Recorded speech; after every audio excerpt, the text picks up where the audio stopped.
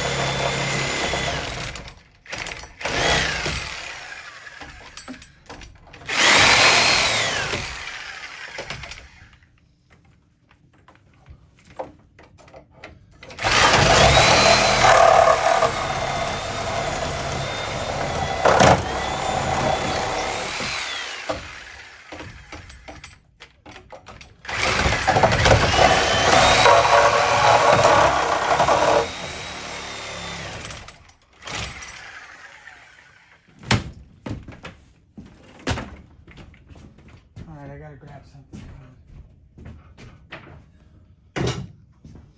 Alright. Now the main beam is all cut out. We're gonna knock that main beam out. And if the ceiling falls in on us, we did it wrong.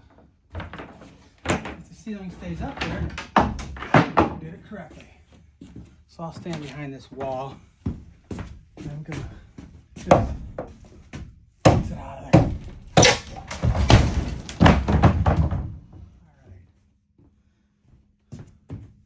All right.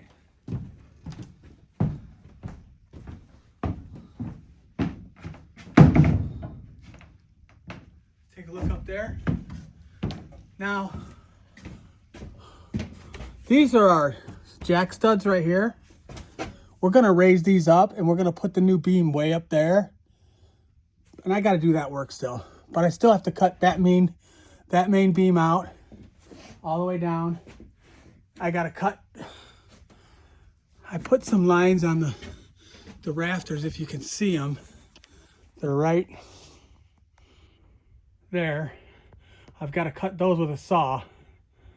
And that's where our beam is gonna slide in. All right, here you go. And that's it. That's how you cut a load bearing wall out. Just, you got to make sure you're safe. Just make sure you put these up because you don't want the house to fall. All right, thanks for watching.